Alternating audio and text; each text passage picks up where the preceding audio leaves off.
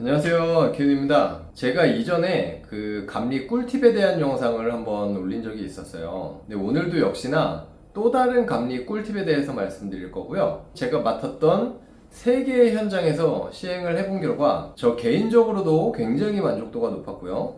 저뿐만이 아니라 이제 건축주분, 그리고 오히려 이제 시공사에서도 굉장히 이제 좋아하시고 만족하셨던 그런 방법이니까요. 여러분 영상 끝까지 한번 잘 봐주시길 바라겠습니다. 일반적으로 이제 중요한 시점이나 공정 같을 때 나가서 보통 감리를 하게 되죠. 그런데 그때 이제 저 같은 경우에는 꼭 현장에서 건축주분을 같이 만납니다. 그래서 감리와 미팅을 어떻게 보면 동시에 진행을 한다고 보면 돼요.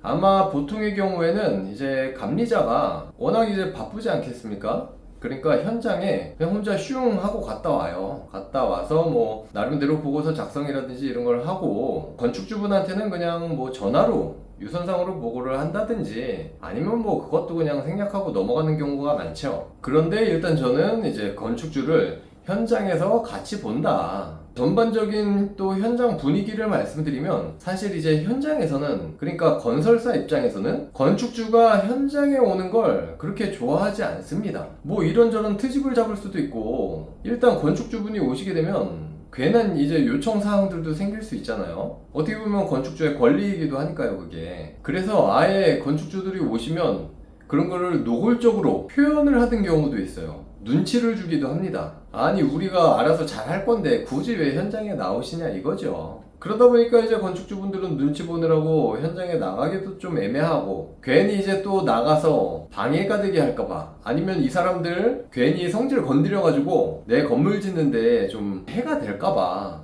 어쨌든 건축주가 갑인데 왠지 을같이 되는 그런 경우가 태반이고요. 제가 지금까지 겪어본 웬만한 현장들은 보통 다 그랬어요. 물론 또 다라고 말하기에는 그렇죠. 뭐 아닐 수도 있으니까. 근데 어쨌든 여러분, 이 감리자의 경우는 조금 다릅니다. 당연히 이제 현장에서는 이 감리자 또한 오는 걸 싫어하겠죠. 일단 감독관이니까 건축주나 뭐 감리자나 오는 거 다 싫은데, 일단 이 감리자는 어쩔 수 없는 부분이 있어요. 감리자가 현장 보러 오겠다는데 어떻게 뭐 오지 말라고 합니까? 이거 눈치를 줄 수도 없고, 그리고 눈치 준다고 뭐 감리자가 안 갈 이유도 없겠죠. 뭐 이 건물이 내 건물도 아니고 나는 그냥 공사가 잘 되는지 보기만 하면 되는 사람인데, 그러니까 이렇게 현장에 나가는 김에 건축주분도 같이 모셔가지고 현장도 같이 둘러보면서, 현장 소장님하고 같이 그러면서 모르는 거 이제 궁금한 사항들 설명도 좀 해드리고, 또 이제 건축주분들도 궁금한 사항이 얼마나 많겠습니까? 질문하시면은 좀 답변해드리고, 그러면은 이제 너무 좋아하시는 거죠. 내 현장이 이제 어떻게 돌아가는지 다 알 수 있으니까 얼마나 좋겠습니까? 그렇게가 아니고서는 만약에 건축주가 현장에 있다고 한들 저기 막 땀 흘리면서 힘들게 일하시고 막 그러시는데, 그분들한테 사실 물어볼 수도 없거든요. 그러니까 이 감리자가 그런 거를 해소해주기 아주 딱 적격인 거죠. 그러면서 이제 살짝 감리자가 왠지 방패막이가 되어주는 듯한, 그러다 보면 이제 현장 소장님한테도 막 이것저것 그러면서 같이 이야기도 할 수 있고, 뭐 요청도 자연스럽게 할 수 있고, 이런 좋은 분위기가 형성이 되는 거죠. 근데 여기에서 이제 굉장히 중요한 알아두셔야 할 점이 있는데, 지금 이렇게 하는 것이 건축주한테만 좋은 것이냐 과연. 만약에 건축주만 좋다면 제가 이런 영상 만들지도 않습니다. 결과적으로는요, 건축주도 좋고 감리자한테도 좋고요, 어떻게 보면 이 현장, 그러니까 시공자한테는 더 좋을 수가 있어요. 그 가장 큰 이유는 이 과정을 이제 함께 하잖아요. 건축주, 시공자, 뭐 감리자. 그렇기 때문에 나중에 뒤끝이 없다는 거예요. 뒤끝이. 그런 자리에서라도 이렇게 건축주가 함께 하지 않으면 이 바쁘게 돌아가는 막 현장하고 이 건축주하고 사실 소통할 기회가 거의 없습니다. 뭐 나중에 따로 만나서 미팅을 하면 되지. 네, 물론 그럴 수도 있죠. 근데 이 일단 현장감이 떨어지잖아요. 그리고 시간도 또 지나가 있을 수도 있고, 그러면 그때그때 꼬집어낼 수 있는 것들을 놓치고 갈 수가 있거든요. 바로바로 소통이 안 되니까 이제 현장에서는 이런 것들 애매한 상황들을 임의로 처리하고 넘길 수도 있어요. 분명히 이제 공사를 하다 보면 작업자들이 분명히 실수를 합니다. 사람이니까 누구나 다 실수를 하잖아요. 그리고 오시공이 있을 수도 있는 거고요.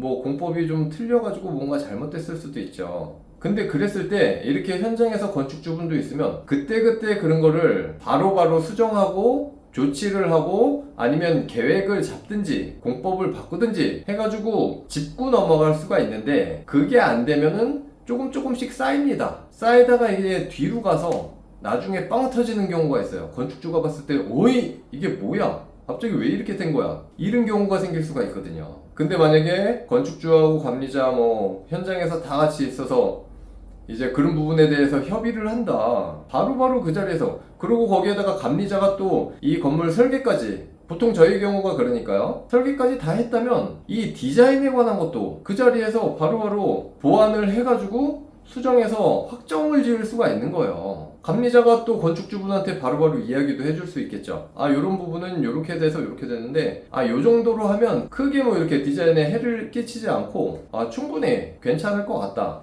뭐 이런 의견도 또 제시해 줄 수가 있잖아요. 그러면 건축주분도 안심이 되겠죠.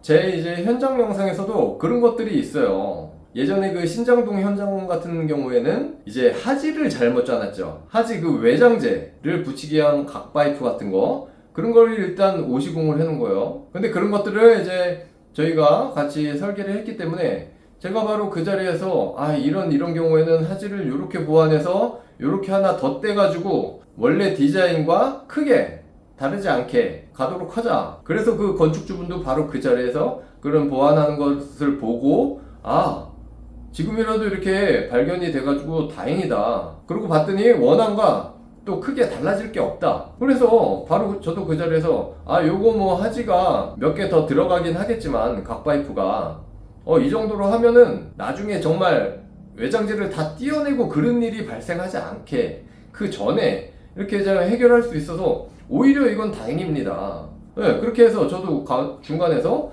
조율해주는 역할을 하는 거죠. 시공사 같은 경우에는 뭐 그런 아이디어 자체도 지금 생각할 겨를이 없고, 잘못된 거에 대한 자기네 나름의 충격 때문에 그런 상황에서 이렇게 냉정함을 갖고 도와줄 수가 있는 겁니다. 그랬을 때 그것들을 그 자리에서 건축주분이 용인을 해주시면 바로바로 넘어가고 그대로 끝나는 거예요. 그런 것도 있었고, 지금 제가 올리고 있는 운서동 영상에서도 초반에 이제 규준틀 그 축렬 잘못 잡아가지고 그랬던 거를 제가 그렇게 보면서 바로바로 그렇게 수정을 해가지고 마친 경우가 있었는데, 그것도 다 건축주분이 옆에서 보고 계셨습니다. 오히려 저는 건축주분하고 같이 제 나름대로의 규준틀 잡는 거를 같이 작업을 했죠. 일하시는 분들은 따로 일하시고 저는 따로 규준틀을 건축주분하고 이렇게 겨우겨우 잡아가지고 이제 그거와 비교를 했을 때 차이가 있어서 정말 그것도 나중에 크게 잘못될 수가 있었는데 그것도 잡은 것이고, 오히려 그런 상황들 때문에 건설사에서 더 고마워합니다. 근데 만약에 건축주분이 없다고 해보세요. 그럼 그런 잘못된 부분들을 이제 시공사에서는 최대한도로 숨기려고 할 거예요. 그쵸? 그리고 또 어떻게든 이 감리자 구워 삶아가지고 이게 건축주 귀에 안 들어가게끔 그냥 자기 우리 선에서 어떻게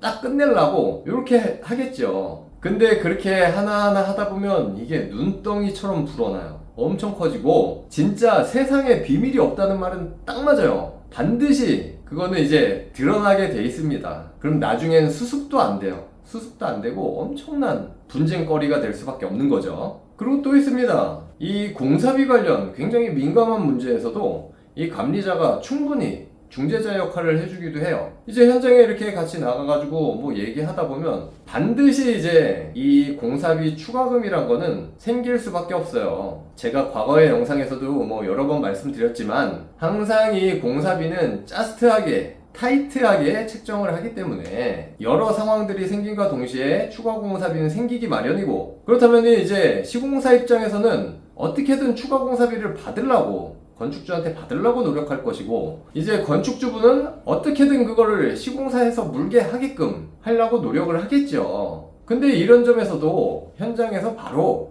그런 항목들을 보면서 아니면 그런 요소들을 보면서 이제 감리자가 중재자가 돼주는 거예요.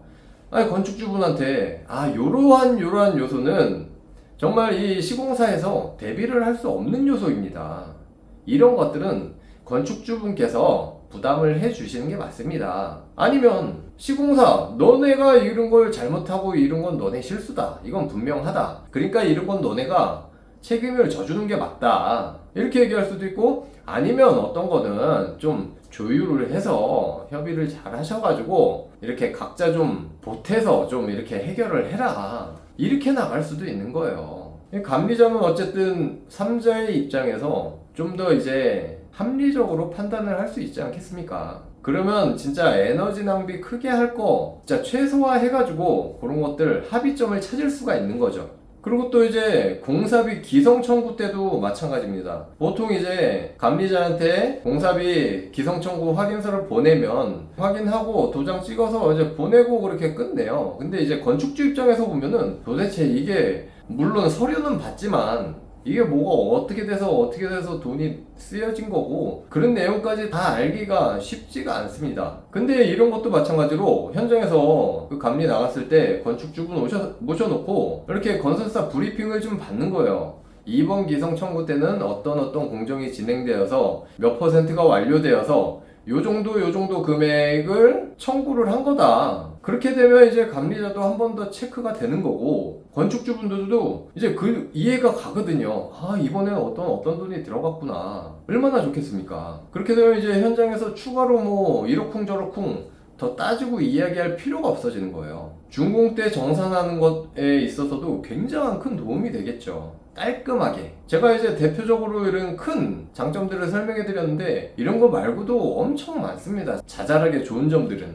그리고 단점? 제가 결과적으로 이렇게 봤을 때 단점은 뭐 없어요. 뭐 이렇게 안 해보신 대부분의 분들은 제가 이렇게 설명드렸을 때 아, 뭐야 저게 돼? 하실 수도 있는데 진짜 한번 해보세요. 진짜 좋습니다. 그리고 물론 이제 저의 경우처럼 우리가 설계한 건물을 감리할 때 이런 장점들이 이제 극대화 될 수가 있을 거예요. 근데 만약에 남이 설계하고 우리가 감리를 할 때 요때는 이제 좀 다를 수가 있는데 그렇다 하더라도 좋은 점들이 분명히 많이 있다. 자, 이렇게 해서 이제 건축주분을 모시고 감리를 할 때의 장점에 대해서 좋은 점들을 쭉 어쨌든 설명을 해 드렸는데요. 여기에서 굉장히 중요한 게 있습니다. 역시나 이 모든 것이 감리비 금액하고 관련이 있다는 거예요. 적정한 감리비가 바탕이 되어야지 이 감리자로 하여금 그렇게 할 수 있는 의지를 나오게 할 수가 있겠죠. 이 감리비도 적다면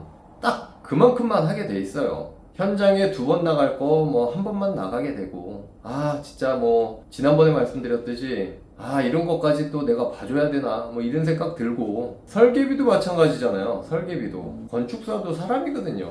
이런 자본주의 사회에서는 진짜 이 돈에 의해서 움직일 수밖에 없잖아요. 진짜 예전에는 별거 아니라고 생각했던 이 감리가 중요성이 점점 증가가 되고 이 할 일들이 점점 많아지면서 이 감리비 자체가 설계비에 못지않게 지금 막 커지고 있는 상황이거든요. 그거를 좀 아실 필요가 있습니다. 뭐 상주 감리라면은 당연히 이제 설계비보다는 훨씬 커져요. 감리비가 상주를 해야 되니까. 그래서 이런 것들을 어쨌든 제가 이전 영상에서도 말씀드린 것처럼 뭉뚱그려 가지고 이렇게 감리비를 책정할 게 아니라 정말 이제는 좀 디테일하게 다가갈 필요가 있다는 거예요. 나는 이제 감리를 할 때 이렇게 이런 부분 봐주셨으면 좋겠다, 특별하게 봐주셨으면 좋겠다라든지, 아니면은 나는 뭐 뭘 몇 회를 나오셔가지고 이렇게 봐주시면 좋겠다 라든지, 아니면 지금 계속 말씀드린 것처럼 나는 진짜 이 감리 나오실 때 같이 나도 현장에 나가가지고 여러 이야기를 듣고 브리핑도 받고 이렇게 좀 같이 참여를 하고 싶다 라든지, 이런 것들을 디테일하게 조건을 좀 내세우실 필요가 있죠. 그렇게 해서 그만큼 감리비를 책정해서 주면 되니까. 적당하게 잘 받는데 누가 거부할 사람이 어디 있겠습니까? 그렇죠? 그럼 충분히 무리 없고 적당한 선에서 감리 계약을 잘 하실 수가 있을 것 같아요. 그 이후에 진행될 감리도 굉장히 좋은 쪽으로 잘 흘러갈 수가 있을 것 같고요. 그래서 결과적으로 보면 뭐 비슷한 것 같습니다. 너무 깎으려고만 하지 말고 적당한 감리 금액을 지불하고 내가 요구하고 싶은 것들은 정당하게 요구를 하자. 그래야 마음이 서로 편하지 않겠느냐. 결과물도 이제 좋아질 수밖에 없고요. 어쨌든 그런 취지에서 오늘 영상을 이렇게 만들어 봤습니다. 충분히 이제 오늘 영상의 이 요지를 이해하셨으리라고 이제 기대를 해보고요. 네, 오늘 영상은 이제 여기에서 마치겠고, 또 다음에 더 좋은 영상으로 돌아오도록 하겠습니다. 긴 영상 지켜봐 주셔서 감사합니다.